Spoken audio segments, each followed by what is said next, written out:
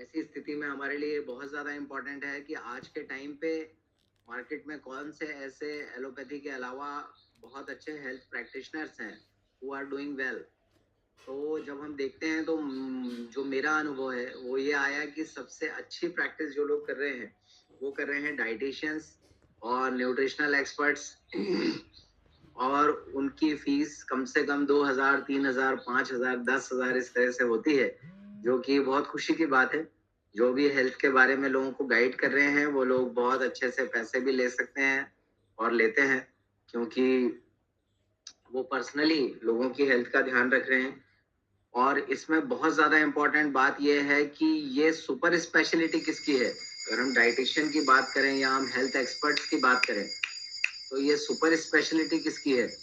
तो आप जब चरक खोल के देखेंगे या अष्टांग हृदय खोल के देखेंगे तो आपको पता चलेगा कि ये सुपर स्पेशलिटी जो है ये आयुर्वेद की है। आहार विधि विशेष आयतन, कहाँ बैठ के खाना है, किस दिशा में मुंह करके खाना है और आगे बात बढ़े तो किस समय खाना है, किस समय नहीं खाना है, किस समय क्या खाना है, किस मौसम में क्या नहीं खाना है, और थाली में कौन कौन से रस होने चाहिए। ये सारे विषय जितने डिटेल में मुझे लगता है आयुर्वेद में वर्णित हैं, उतना डिटेल में और दुनिया में कोई भी डाइटिशियन या न्यूट्रिशनल एक्सपर्ट ना उसके बारे में बात कर सकता है, ना हमसे अच्छा वो गाइड कर सकता है। तो क्यों नहीं हम सभी अपने क्लिनिक्स पे आयुर्वेदिक डाइटिशियन और आयुर्वेदिक न्यूट्रिशनल एक्सपर्ट्स ऐसे भी एक छोटी सी नेम प्लेट हम जरूर लगाएं और बहुत अच्छे से हम लोगों को गाइड करें। मैंने देखा अभी एक नेचुरोपैथ जो प्रैक्टिशनर है वो उज्जैन आए थे, बड़े बड़े बहुत बड़ा नाम है उनका, माथुर साहब, और आके उन्होंने लोगों को बताया है कि आपको दिन भर कुछ नहीं खाना है और रात में 10 बजे आपको भर पेट भोजन करना है।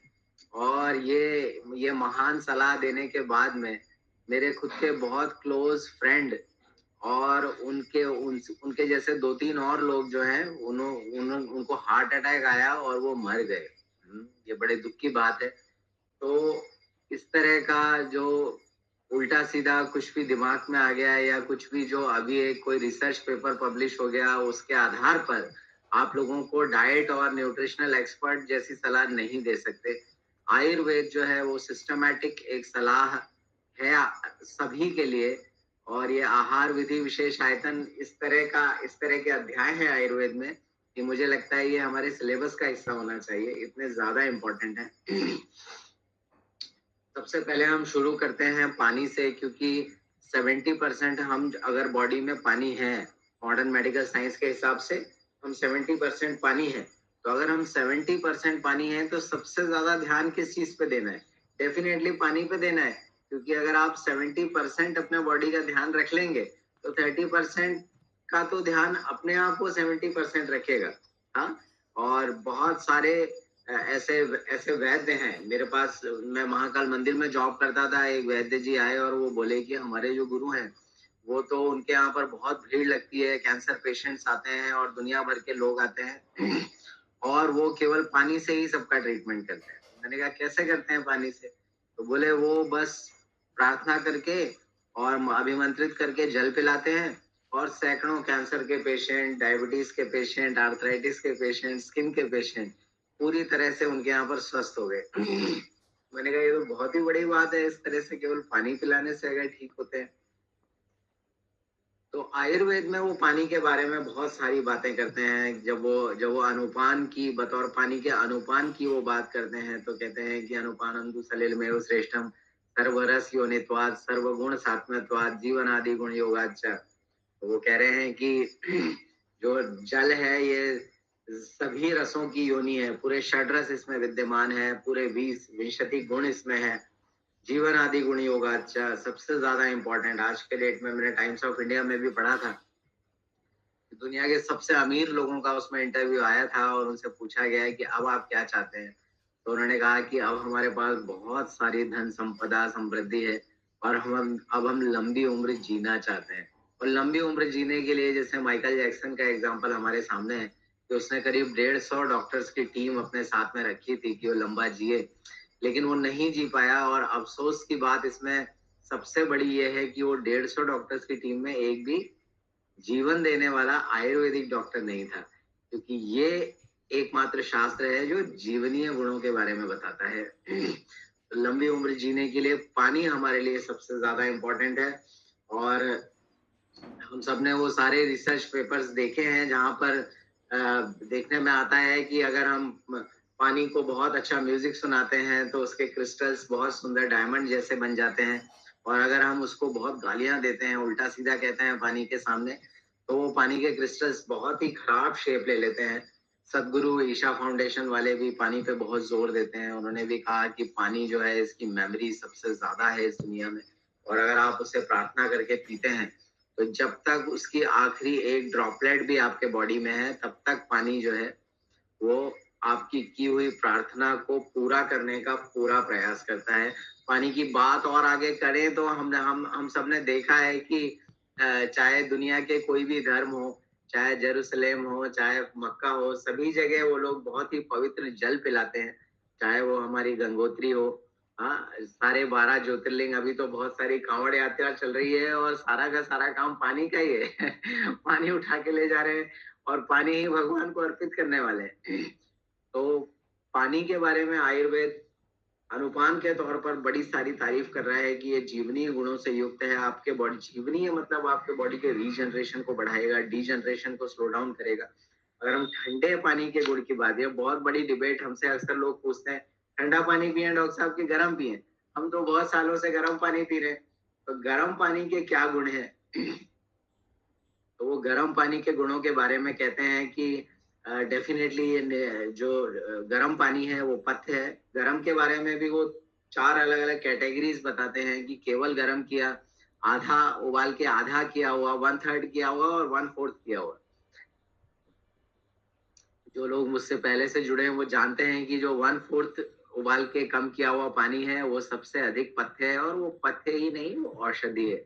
हम उसको नीर कषाय भी बोलते हैं। और बहुत सारे सर्दी जुकाम खांसी बुखार के जो स्टार्टिंग के स्टेजेस हैं वहां पर हम केवल ये काढ़ा भी अगर पीने के लिए पेशेंट को देते हैं, केवल पानी का कषाय, तो डेफिनेटली उसके पूर्व रूप में या जस्ट व्यक्त हुए जितने रोग हैं वो सारे रोग पूर्ण रूपेण ठीक होते हैं। और इसके अलावा अगर हम पानी को एटलीस्ट हाफ या 1/3 करते हैं या केवल हम उसे अच्छे से गर्म करते हैं तो इससे क्या होगा? तो आचार्य वाग्भट कहते हैं कि ये हिक्का ठीक करेगा, आधवान ठीक करेगा, हाँ, सभी तरह के वायु के विकार। बहुत सारे बार हम आते हैं, पेशेंट कहता है कि डॉक्टर साहब मेरा पेट हमेशा फूला हुआ रहता है, हाँ, कुछ नहीं खाऊं तो भी पेट फूला, खाने के बाद तो बहुत फूल जाता है, कड़क हो जाता है। तो केवल गर्म पानी पीते रहने से ये ठीक होगा, आचार्य वाग्भट कह रहे हैं। श्लेष्मा सभी तरह के कफ के विकारों को, जो पेशेंट ऐसे आते हैं कि हमेशा सिर में भारीपन है, हमेशा गर्दन में जकड़न रहती है, मैं आपको बताता हूँ कि जितने भी पेशेंट आज के डेट में, इसको अभी अभी दूध पापेश्वर के एक एमआरआई उन्होंने कहा कि ये टेक्स्ट नेक सिंड्रोम है। हाँ, आजकल जो हम बार बार मोबाइल जो है पकड़ के स्क्रॉल करते रहते हैं और बहुत सारा टेक्स्ट करते हैं मैसेजेस, और गर्दन हमारी आगे झुकी हुई रहती है, तो इसमें करीब 10 से 27 किलो तक का एक्स्ट्रा लोड हमारी गर्दन पे आता है। और डेफिनेटली अगर किसी भाग पे ज्यादा स्ट्रेन आएगा तो वहां पर वायु बढ़ जाएगी। और जब वायु बढ़ जाएगी तो उसको हमें ठीक करने के लिए, चूंकि ये कफ का स्थान है और पंचकर्म का सिद्धांत है कि स्थान की चिकित्सा हमें पहले करना है। जहां पर भी दोष इकट्ठा हो गए उस दोष पे हमें बाद में ध्यान देना है, पहले स्थान की चिकित्सा करना है। तो यहाँ पर उष्ण जल का सेवन, कास में, श्वास में, पीनस में, अभी बारिश का मौसम है, सभी की नाक जो है वो जमी हुई है और बहुत सारे लोगों की नाक बह भी रही है, तो पीनस में हमें एटलीस्ट लोगों को उष्ण जल का सेवन करने का आग्रह करना है। पार्श्वशूल में, पार्श्वशूल जो है ये चाहे डायबिटीज की हम बात करें, चाहे हम आधमान आटोप की बात करें, चाहे हम ब्रेथलेसनेस की बात करें, पार्श्वशूल कास में भी बहुत ज्यादा खांसने से भी पेशेंट आगे कहता है कि ये सारी पसलियां मेरी भर गई हैं और टूट रही हैं बिल्कुल, उष्ण जल का सेवन का आग्रह करना है। आम दोष में तो डेफिनेटली हम जाते हैं मेदो रोग में। जो ओबेसिटी के पेशेंट हैं वो अपने आप ही आजकल इंटरनेट पे देख के गर्म पानी पी रहे होते हैं। और ज्वर की स्थिति में भी, सर्दी जुकाम बुखार थोड़ा है तो डेफिनेटली गर्म पानी पीने का, गर्म पानी की हम बात करें तो केवल केवल टेम्परेचर गर्म किया हुआ आचार्यों का आग्रह नहीं है, कम से कम उबाल के आधा किया हुआ पानी जो है उसको वो उष्ण जल की श्रेणी में रखते हैं। ये बहुत इंपॉर्टेंट बात है। ये दीपन पाचन कंठ के लिए हितकारी लघु है। और बस्ती शोधक है। सबसे इम्पोर्टेंट बात ये है क्योंकि आजकल इतने ज़्यादा केमिकल्स हमारे पानी में आ रहे हैं। लोग हम लगभग सब लोगों के घरों में बोरिंग होती है या फिर पीएचई का पानी आता है और उसमें बहुत सारा वो फिटकरी डालते हैं, एलम डालते हैं और बहुत सारे कैल्शियम ऑक्सलेट्स और इससे चूना पत्थर बहुत सारा आता है। तो ऐसी स्थिति में बस्ती जो है जेनेटो यूरिनरी जो ट्रैक है हमारा उसमें डेफिनेटली बहुत सारे पथरी बनने की संभावना होती है। एटलीस्ट वहां पर स्लज इकट्ठा होने लग जाता है जो आगे चल के पथरी बनेगा। तो ऐसी स्थिति में उष्ण जल का सेवन अगर हम करने के लिए आग्रह करते हैं तो बस्ती शोधन करता है। बहुत सारे स्ट्रक्चर के पेशेंट्स आजकल आजकल आ रहे हैं, पीयूजे। हाँ, तो ऐसे कंडीशन में भी जहाँ पर यूरेट्रिक स्ट्रक्चर पेशेंट को हो गए हैं, वहाँ भी उष्ण जल का हमें सेवन करने के लिए कहना है और उष्ण जल की बस्ती भी हम पेशेंट को दे सकते हैं। देखिए, उत्तर बस्ती देना बहुत अच्छा है, बहुत इम्पोर्टेंट है, लेकिन क्लिनिकल लेवल पे या बहुत सारे डॉक्टर्स जो हैं उसमें, जैसे मैं खुद भी उत्तर बस्ती देने के लिए बहुत ज्यादा कॉन्फिडेंट नहीं रहता हूँ। लेकिन मैंने यूरिनरी स्ट्रक्चर के मेरे पास जितने भी पेशेंट अभी तक आए हैं उन सबको मैं मात्रा बस्ती देता हूँ। अनुवासन 3 दिन देके फिर अनुवासन निरु देते हुए मैं चलता हूँ। और चूंकि उन्होंने आचार्यों ने कहा है कि ये सभी वात विकारों को ठीक करने के लिए बस्ती चिकित्सा श्रेष्ठ है और ये वात अष्ठीला जो हमारा स्ट्रक्चर है इसमें उष्ण जल हम अक्सर उष्ण जल में थोड़ा दशमूल भी मिला देते हैं। दशमूल को बॉईल करके हम देते हैं ताकि और अच्छा सा वात का इफेक्ट आए। और फिर वो एरंड तेल और सेंधा नमक शहद वो सब तो मिलाना ही है जो हमारा बस्ती का क्रम है। लेकिन उष्ण जल अकेला भी वात विकारों को ठीक करने में बहुत महत्वपूर्ण है। कोई औषधि आप देते हैं तो बहुत अच्छी बात है, और नहीं तो अच्छे से प्रार्थना करके पिलाया हुआ जल भी, मैंने आपको उदाहरण दिया कि वहां भी सैकड़ों लोग ठीक हो रहे हैं, सैकड़ों पेशेंट। हम सारे जो प्रैक्टिशनर हैं हम सबसे बहुत ज्यादा पेशेंट उनके पास में है।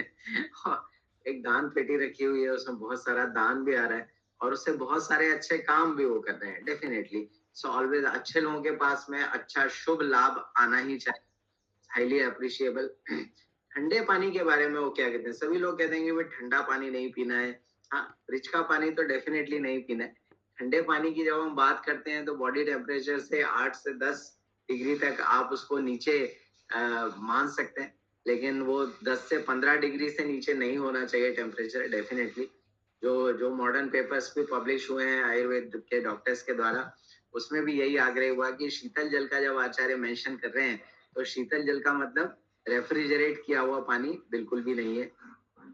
शीतल जल भी जो है ये मदात्य में बहुत इंपॉर्टेंट आचार्यों ने बताया है। तो कोई भी ऐसे ड्रिंकिंग के पेशेंट्स आते हैं तो हम उनको बतौर डाइट जो है वो उनको हम ठंडा पानी पीने का आग्रह करें कि भाई आप थोड़ा सा आप मटके का पानी पीजिए। आरओ का पानी फिर मटके में भरिए। मटके में भरने से चूंकि मिट्टी में लगभग 18 मिनरल्स होते हैं जो कि मैक्सिमम नंबर ऑफ मिनरल्स हैं दुनिया के किसी भी चीज में। तो चूंकि मिट्टी से ही सब बना है और मिट्टी में ही सब मिलने वाला है, तो जो मिट्टी का मटका है अगर हम आरओ का पानी जो है उसमें भर के रखते हैं ओवरनाइट तो डेफिनेटली उसमें सारे 18 मिनरल्स के गुण आते हैं।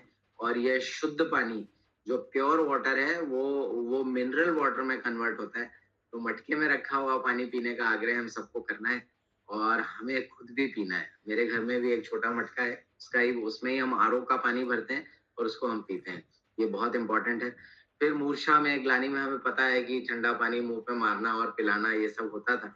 श्रम में भ्रम में ऐसे जब ऐसी स्थिति आ रही है कि कभी कभी हमें पता नहीं चलता है कि हम क्या करने वाले थे। सब चीजें भूलते जाते हैं। एक एक दिन ऐसा होता है कि चाबी भूल गए, ये भूल गए, आज तो सब कुछ भूलते जा रहे, दिमाग काम ही नहीं कर रहा। तो आचार्य के वाग्भट कहते हैं कि थोड़ा इत्मीनान से बैठो, ठंडा पानी पियो एक गिलास। तो यहाँ पर भी वो शीतल जल के बारे में बात कर रहे हैं।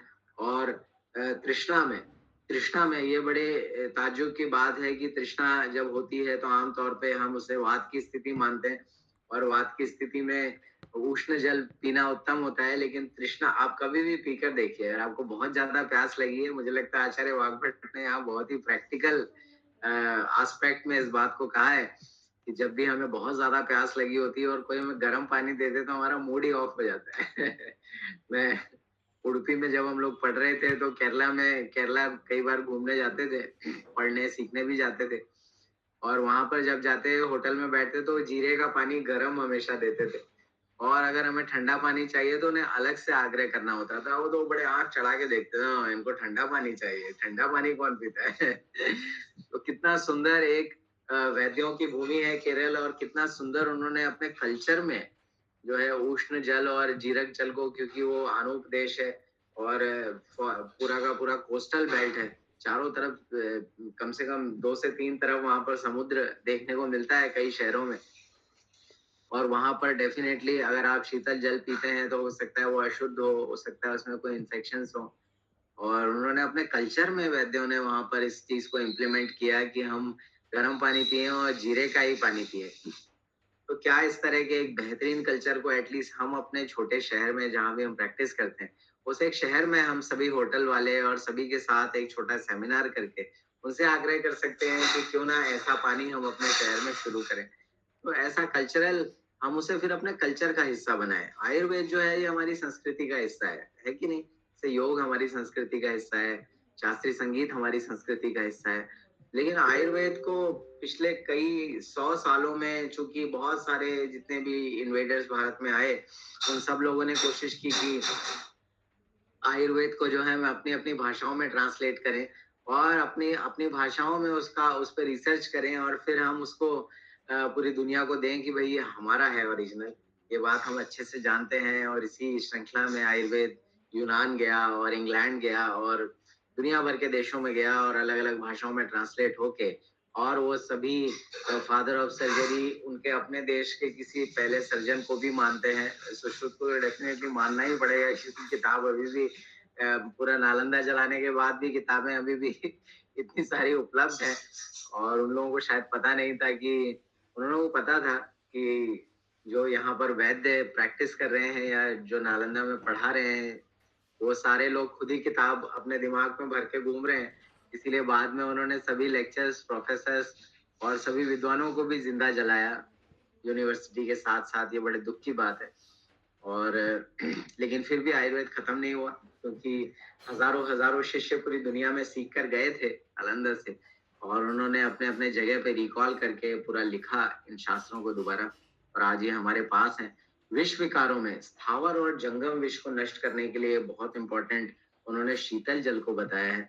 और हाइपर एसिडिटी, जो पित्त के विकार हैं या रक्त पित्त के विकार हैं, ऐसे पेशेंट्स आते हैं जिनमें नाक से ब्लड आ रहा है, कान से कुछ ना कुछ गरम गरम फ्लूइड कई कई बार निकलता है, आंख से भी कई बार साइड से ब्लड आ जाता है पेशेंट्स को, मुंह से मसूड़ों से ब्लड आ जाता है। तो ऐसे सभी कंडीशन, पाइल्स के बहुत सारे पेशेंट आज के टाइम पे, क्योंकि सभी के पास खाने पीने की बहुत जबरदस्त सुविधाएं हैं, पैसा है तो बहुत सारा खाते हैं और दिन भर खाते हैं, रात आधी रात तक खाते रहते हैं। हमारे भी कई मित्र हैं अभी यहाँ हमसे जुड़े हुए, ऑनलाइन भी अभी इस वक्त जुड़े हुए हैं, जो बहुत रात तक जागते हैं और बहुत रात में, आधी रात में उनका मैसेज आता है, मेल आता है कि सर आपने जो सुबह काम बताया था वो मैंने कर दिया है। और 2-2 3-3 4-4 बजे तक जागते हैं। बड़े, ये कोई अच्छी बात नहीं है, लेकिन फिर भी अगर आप देर रात तक जाग ही रहे हैं तो सुबह तो उष्ण जल डेफिनेटली पीना है, लेकिन देर रात तक जागने की वजह से आपको इंडाइजेशन के साथ साथ हाइपर एसिडिटी और अर्श होने की संभावनाएं बहुत होती हैं। और अगर आपको ब्लीडिंग पाइल्स है तो डेफिनेटली आपको शीतल जल का सेवन करने का आचार्य आग्रह कर रहे हैं, उष्ण जल का सेवन करने की बात वो नहीं कर रहे हैं। क्योंकि जब तृष्णा होती, तृष्णा का वेग अगर पेशेंट रोकता है, ऐसा अक्सर होता है कि सुबह सुबह बहुत प्यास लगी होती है, गला सूख रहा होता है और जो व्यक्ति है वो सोचता है चलो थोड़ी देर और सो लेता हूँ, कौन उठ के वहां पर जाए और फिल्टर से पानी पिए। तो तृष्णा का वेग रोकने के बारे में आचार्य कहते हैं कि सबसे ज्यादा इम्पोर्टेंट जो मुझे पॉइंट लगता है, ऐसे तो बहुत सारे पॉइंट हैं, शोष है, अंग साथ पूरे बॉडी में पेन है, सम्मोह है, भ्रम है, हृदय है, हृदय के बहुत सारे रोग हैं, स्पेशली हार्ट अटैक जैसी, एंजाइना पेक्टोरिस जैसी जो कंडीशन है वो तृष्णा का वेग रोकने से होती है। कितनी बड़ी बात आचार्य कह रहे हैं, क्योंकि आज के टाइम पे बहुत सारे लोगों का ऑनलाइन जॉब होता है, आईटी सेक्टर के लोग हैं, वो जितनी देर अपना काम करते हैं उतनी देर वो लोग फोन पे भी बात करते हैं, और फोन पे बात करने की वजह से अक्सर ब्रेक नहीं मिलता। हाँ, ब्रेक नहीं मिलने की वजह से क्या होता है कि बहुत बार प्यास का वेग ऐसा ही रह जाता है। और अभी अभी रिसेंटली हमारे यहाँ पर उज्जैन में भी जो गृह उद्योग इस तरह का कोई निगम है, उस निगम में जो वहाँ के मेन ऑफिसर है, वो बहुत बात करते थे। मैं अक्सर उनको कई बार जाके देखा और मेरे परिचित भी वहाँ जाते हैं कई, तो देखा तो उनका दिन भर फोन पे बात करने का, अब ये हो रहा है, वो हो रहा है, ऐसा, वो घर भेज दो, इसकी दलाली नहीं मिलेगी, ये नहीं होगा। Through the day he is talking on phone. और अभी बस चेयर में बैठे बैठे ही उनको ऑफिस में ही हार्ट अटैक आ गया and he died. And they are doctors are telling की reason is idiopathic, it is unknown. तो यहाँ पर आचार्य कितने कुशलता और चतुराई से वो लिख रहे हैं कि तृष्णा का वेग रोकने से आपको हृदय रोग होंगे। हाँ, तो हमें लोगों को आग्रह करना है कि आप यूट्यूब पे और फेसबुक पे देख के 10-12 गिलास पानी पिए या ना पिए, लेकिन आप तृष्णा का वेग कभी मत रोकिए। बैठ के पानी पीना है, एक सांस में एक घूंट करके पीना है, ये सारा विषय आगे का है। उसके पहले का इम्पोर्टेंट विषय है कि तुम प्यासे मत रहो, कम से कम जितना पानी पीना है वो तुम पी लो, चलो ठीक है, देखेंगे बाद में, लेकिन एटलीस्ट आपको प्यासे कभी नहीं रहना है। हृदय रोग इतनी इम्पोर्टेंट बात आचार्य लिख रहे हैं तृष्णा का वेग रोकने से। तो जितने भी आईटी से जुड़े हुए लोग हैं, यहाँ हम डॉक्टर्स हैं, कई बार हमारे पास बहुत पेशेंट्स होते हैं, या फिर हम एग्जाम की तैयारी कर रहे हैं और हम पढ़ते पढ़ते सो जाते हैं और हम पानी पीना ही भूल जाते हैं। तो जब भी बहुत प्यास लगे तो एकदम से, अभी मैं एक मूवी देख रहा था बहुत अच्छी, केरला की मूवी है, वो मलयालम में थी, उसका हिंदी वर्जन देख रहा था।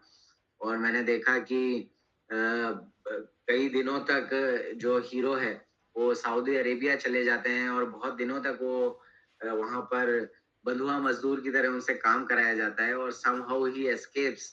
और वो रेत के बड़े बड़े मैदानों में वो बस चलते जा रहे हैं प्यासे, और ऑल ऑफ अ सडन 3-4 दिन बाद उनको पानी दिखता है, और उनके साथ में जो एक समझदार आदमी है साउथ अफ्रीकन, वो कहता है कि ये पानी दिख गया है, तो वो पानी के पास जाने ही नहीं देता उनको।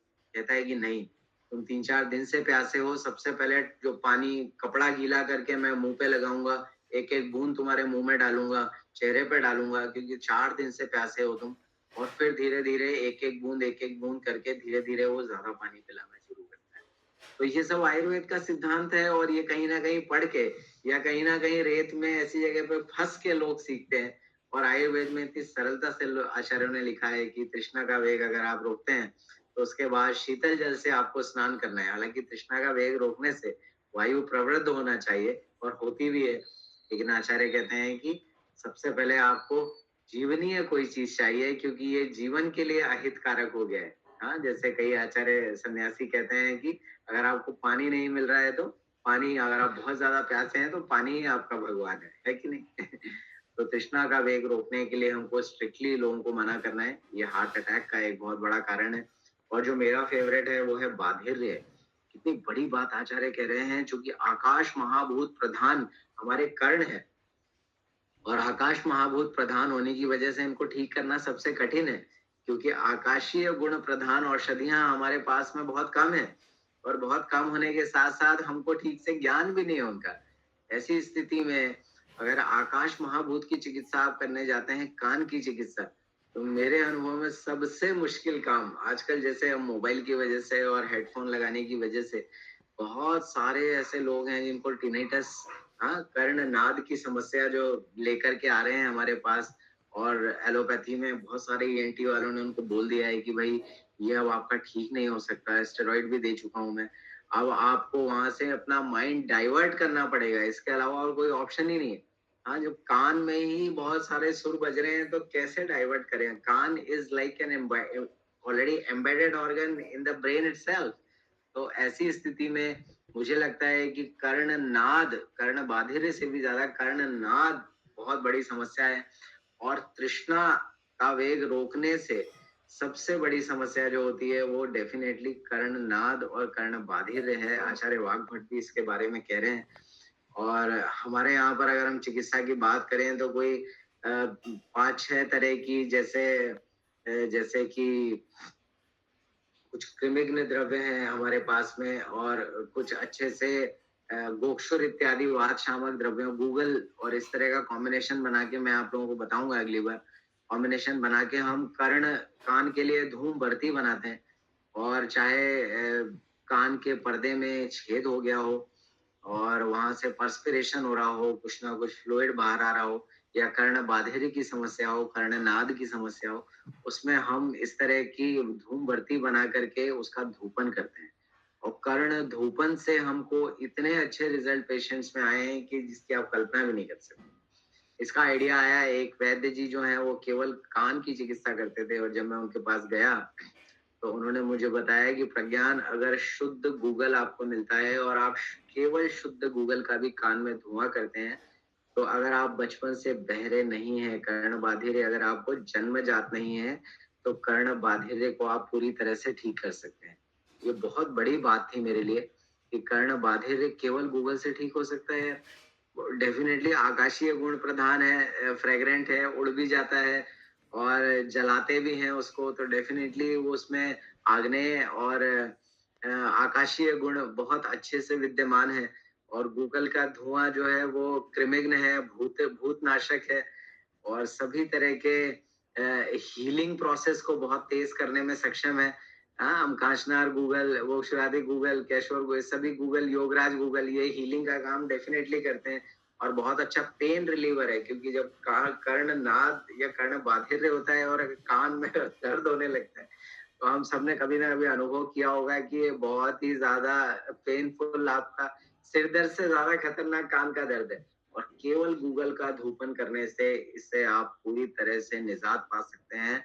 ये बहुत बड़ी जानकारी मैं आपको दे रहा हूँ, ये सीक्रेट भी है, इतनी ज्यादा ओपन है कि लगता ही नहीं कि ये सीक्रेट है और इससे कुछ होगा। लेकिन मेरे यहाँ पर ऐसे पेशेंट्स आए हैं जिनको बहुत कस के डीजे भी बगल में बज रहा हो तो भी उनको आवाज नहीं आती, और गूगल के धूपन से, केवल धूपन से वो पूरी तरह से ठीक हुए हैं। हाँ, तो इस तरह से हमें तृष्णा का वेग, जो भी मोबाइल बहुत ज्यादा यूज करते हैं और हमें लगता है कि इनको अभी कर्णनाद या कर्णशूल हो रहा है और आगे चल के कर्ण बाधिर में कन्वर्ट होने वाला है, तो उन सभी से आग्रह करना है कि आप पानी अच्छे से पीजिए, आप बिल्कुल भी डिहाइड्रेट अपने आप को मत होने दीजिए। ये करने से आपको आधा काम तो आपका, आधी बीमारी तो आपकी पानी अच्छा पीने से ही ठीक हो जाए। आप चिकित्सा भी करते रहिए और उसको बोलिए, उसको फिक्स कर दीजिए कि हर 1 घंटे में तुमको 1 कप पानी पीना है, हर 1 घंटे में 1 कप पानी पियो, बैठ के एक एक घूंट करके पियो, पीते रहो। तो और ठंडे पानी से आप स्नान करिए, और बड़े ही प्रसन्नता, आपको क्या खाना सबसे ज्यादा पसंद है, भले ही वो अपथ्य हो, तो आचार्य कह रहे हैं यहाँ पर कि आपको मन लायक खाना खाने के लिए आग्रह करना है पेशेंट। तो जो भी खाना खाना उसको पसंद है, वो खाना भी उसको भले ही अपथ्य है, लेकिन थोड़ी मात्रा में उसको प्रतिदिन खाने के लिए बोलिए, क्योंकि वो मन प्रसादक आहार का यहाँ पर वो जिक्र करते हैं। इसके अलावा जो 20 गुण है, वो भी हमारे आयुर्वेदिक डाइट में बहुत इंपॉर्टेंट रोल प्ले करते हैं। तो अगर अगर कोई पेशेंट, देखो हम चिकित्सा को हमेशा, अगर हमें बहुत सिंपली कोई ट्रीटमेंट करना है, प्लान करना है, तो मुझे ऐसा लगता है कि सबसे सरल जो तरीका है ट्रीटमेंट का, क्योंकि मेरे पास में जो भी लोग आए हैं उन्हें पता है कि मैं बहुत सिंप्लीफाई करके प्रैक्टिस करने की कोशिश करता हूँ, कैसे हम बहुत कठिन बीमारी को बहुत सरलता से ठीक करें, और कैसे हम उसको, पेशेंट की लाइफ को भी और हम सरल बनाएं, मेंटली भी और रिलैक्स रहे, फिजिकली भी सिंप्लीफाइड उसकी लाइफ हो। तो एक दो ही सेक्शन हम ट्रीटमेंट में रखते हैं अपने यहाँ पर, और नए वैद्यों से मेरा आग्रह होता है कि यहाँ से ही शुरू करना चाहिए। है, हम अभी तक 17 साल प्रैक्टिस कर, 2007 से मैं प्रैक्टिस कर रहा हूँ, अभी तक भी हम ये दो पटरियों पर ही चल रहे हैं। तो एक ब्राह्मण और एक लंगन, है कि नहीं? अगर आप पेशेंट को देखते हैं कि उसको ब्राह्मण की जरूरत है, ये कार्श और इस तरह से वात प्रवृत्त रोग हैं, तो हम सीधा ब्राह्मण चिकित्सा पे जाते हैं, और सारे के सारे रसायन औषधियां देना है। मैं कई बहुत बड़े ऐसे प्रैक्टिशनर से मिला हूँ। तो हमारे उडुपी में भी बहुत सारे अच्छे प्रोफेसर थे, हमारे गुरु थे डॉक्टर GS आचार्य, बहुत बड़ा नाम है काय चिकित्सा जगत में, और पूरी दुनिया में पंचकर्म को उन्होंने पढ़ाया है और फैलाया है, और फॉरेनर्स के साथ बहुत सारी बुक्स उन्होंने पंचकर्म पे लिखी है। वो हमेशा कहते थे कि प्रज्ञान, जो ब्रह्मांड चिकित्सा है वो सबसे ज्यादा इम्पोर्टेंट है, और ब्रह्मांड में वो रसायन को भी, रसायन और वाजीकरण को भी वो ब्रह्मांड के तौर पर ही लेते थे। और GS आचार्य सर की जब मैं प्रैक्टिस देखता था, मैंने उनकी क्लिनिक पे भी लकीली काम किया कई दिनों तक, और बहुत दूर था उनका क्लिनिक, कोई जाता नहीं था, डॉक्टर पेशेंट तो बहुत सारे होते थे, but I used to go in the internship, कि मैंने कहा मैं सर के पास जाना ही है, वहां जाके कुछ झाड़ू भी लगाएंगे तो कुछ सीखने को मिलेगा। और उनका ट्रीटमेंट मेरे से भी ज्यादा सिंपल लाइन ऑफ ट्रीटमेंट में वो काम करते थे, और वो केवल रसायन वाजीकरण औषधि 90%। इनफैक्ट आप यकीन नहीं मानेंगे कि पैरालिसिस के पेशेंट्स में उनकी मेन जो दवा थी वो लोह भस्म थी। वो लोह भस्म को वर्धमान वर्धमान क्रम में देते थे। हाँ, वो 125 mg से शुरू करते और धीरे धीरे बढ़ाते हुए वो 1 ग्राम तक चले जाते थे, और फिर वो कम करते हुए आते थे उनको। और उसको उन्होंने नाम दिया था गुरु रसायन। और आज भी एसडीएम उड़पी जो फार्मेसी है वहां पर गुरु रसायन जो औषधि है, ये सबसे उत्तम रसायन के तौर पर जो है आंवले के पाउडर के कॉम्बिनेशन में वो देते थे इसको। तो मैंने देखा है कि बहुत सारे जो बड़े सक्सेसफुल वैद्य हैं वो बहुत कम औषधियां दे रहे हैं, और वो केवल रसायन चिकित्सा। उनका कहना है कि आचार्य चरक ने जब पहले शुरुआत ही रसायन और वाजीकरण से की है, तो अगर तुम रसायन वाजीकरण से सैचुरेट हो जाते हो कि भैया मैं पूरा रसायन वाजीकरण दे चुका हूँ और अभी भी पेशेंट ठीक नहीं हुआ, तो फिर तुम आगे जो है चिकित्सा स्थान में आगे बढ़ो। और आचार्य सर कहते थे कि मेरे को इसमें ही सारे पेशेंट ठीक हो जाते हैं, और इसमें ही 80-80 100-100 पेशेंट की ओपीडी पर डे, केवल इवनिंग क्लिनिक, और 80-80 पेशेंट की ओपीडी। मतलब हम लोग हाफ जाते थे उनके क्लिनिक पे। तो रसायन चिकित्सा जो है, अभी यंग जो वैद्य हैं, मैं उनसे बिल्कुल आग्रह करूंगा आज गुरु पूर्णिमा पे स्पेशली कि हम फिर से एक बार रसायन और वाजीकरण के चैप्टर्स को अच्छे से पढ़ें, और अच्छे से पढ़ के जबरदस्त तरीके से रसायन और वाजीकरण की प्रैक्टिस करें। जो मैक्सिमम डिजीज मार्केट में इस टाइम है, आप देखेंगे कि विटामिन डी और तो सारी बातें होने के बाद बोल रहे हैं कि भाई ये जॉइंट पेन है, और ये ऑस्टियोआर्थराइटिस है, और ये बोन जो है ऑस्टियोपोरोसिस हो गया है, और यहाँ पर बोन डेंसिटी कम हो गई है, मस्कुलर स्ट्रेंथ कम हो गई है, और ये सर्वाइकल स्पॉन्डिलाइटिस है, और ये आपके घुटने रिप्लेस होंगे, यहाँ पर गर्दन में यहाँ पर ऑपरेट होगा सर्वाइकल। और ये सारी बातों का रीजन जब वो निकाल रहे हैं, तो विटामिन D3 B12 की डेफिशिएंसी, मतलब at the end of the day वहां पर क्षयज व्याधियां, क्षय की अवस्था में ही वो लेकर जा रहे हैं, वात प्रवृत्त अवस्था में ही लेकर जा रहे हैं, और उसका treatment at the end of the day, शुरुआत में पेन किलर, स्टेरॉइड, एंटीबायोटिक ये सब देते हैं, और एंड में क्या दे रहे हैं, कुछ विटामिन दे के छोड़ दे रहे हैं, कुछ प्रोटीन पाउडर दे रहे हैं। तो हमें इस बार जिंक दे रहे हैं। हमसे यशत भस्म जो है पुड़िया खोली नहीं जा रही है, और वो सीधा जिंक दे रहे हैं। जिस फॉर्म में भी जिंक हो, जिंक तो जिंक ही है बॉस, हमारी भस्म से बेहतर थोड़ी है दुनिया में किसी भी कॉम्बिनेशन में जिंक। तो मुझे ऐसा लगता है कि आज बहुत अच्छा दिन है, संडे का दिन है, और आज सभी लोग रसायन और वाजीकरण चिकित्सा को बहुत अच्छे से पढ़ें। आपका 50% डाइटिशियन तो आपको केवल रसायन और वाजीकरण के चरक के स्टार्टिंग के चैप्टर ही बना देंगे, और बाकी अष्टांग में हम आहार के बारे में, मेरे क्लास करने का पर्पस ये नहीं है कि मैं आप लोगों को बहुत सारी चीजें जो है वो मैं आपको किताब से पढ़ पढ़ के मैं सिखाऊंगा, ऐसा कुछ भी नहीं। मैं मेरे क्लास करने का पर्पस ये है कि जितने भी लोग हमसे जुड़े वो और जबरदस्त खतरनाक प्रैक्टिशनर बनना चाहिए। चाहे वो डाइटिशियन, अगर डाइटिशियन का मार्केट गर्म है तो सबसे अच्छे डाइटिशियन हम है। अगर योग का मार्केट गर्म है तो सबसे, योग हमारा सिलेबस है भाई, 1.5 साल हम पढ़ते हैं, अपने एग्जाम लिख के पास होते हैं। अगर योग का विषय है तो सबसे अच्छे योगाचार्य हम है। और तंत्र का मार्केट में सबसे बड़े तांत्रिक हम है। मंत्र का मार्केट गर्म है, चक्रदत्त उठा के देखो, उन्होंने ले दिया कि वो डिलीवरी नहीं हो रही तो ये यंत्र दिखाओ, वो यंत्र सिखा दिया, ये यंत्र दिखाओ और इस यंत्र को दिखाने से डिलीवरी हो जाएगी। अगर पेट दर्द हो रहा है तो ये मंत्र लिखो, पाइल्स का मंत्र तक, इतने सारे मंत्र, इतने सारे यंत्र, इंस्ट्रूमेंट्स, और इतने सारे तंत्र टेक्निक्स चक्रदत्त ने, चक्रपाणी ने अकेले चक्रदत्त में लिखे हुए, और कितने सारे मंत्र हमको चरक में मिलते हैं, वाग्भट में मिलते हैं।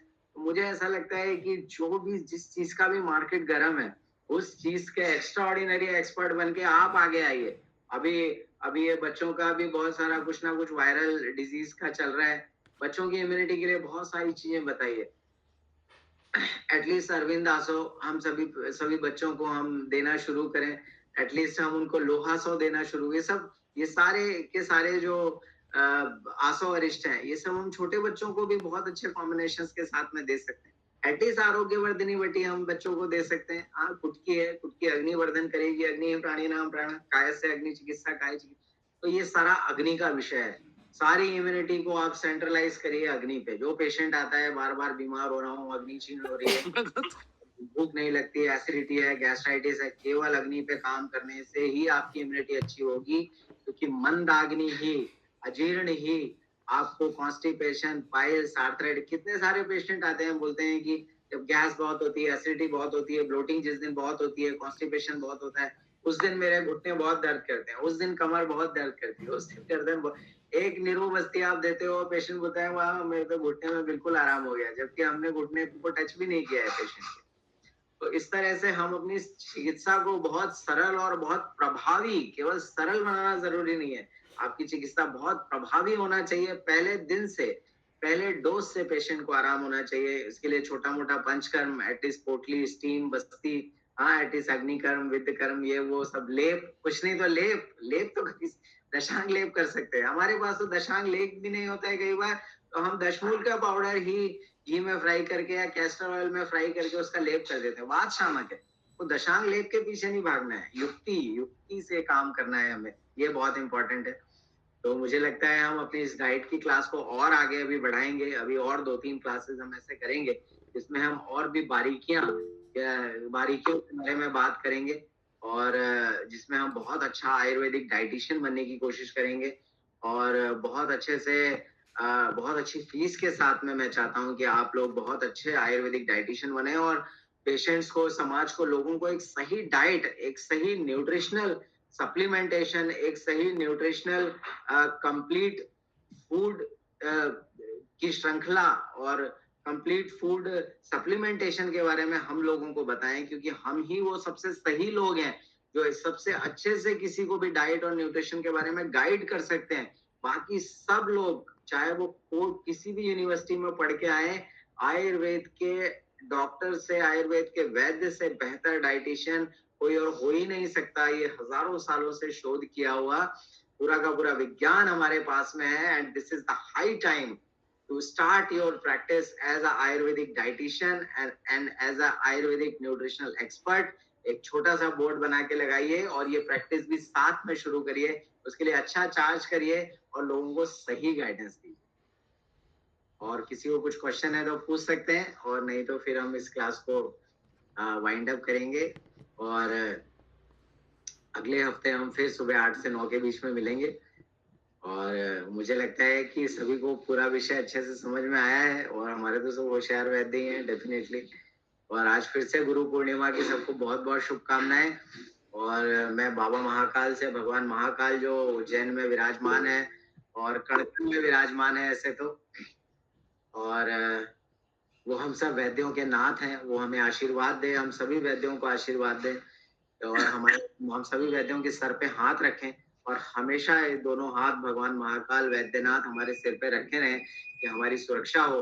कोई भी वैद्य, कोई भी पेशेंट हमारे पास आए छोटी से छोटी या गंभीर से गंभीर बीमारी लेकर के, तो वो बीमारी हमें कभी भी ना हो, हम उस इन्फेक्शन से, हमारी उस इन्फेक्शन से भगवान रक्षा करें।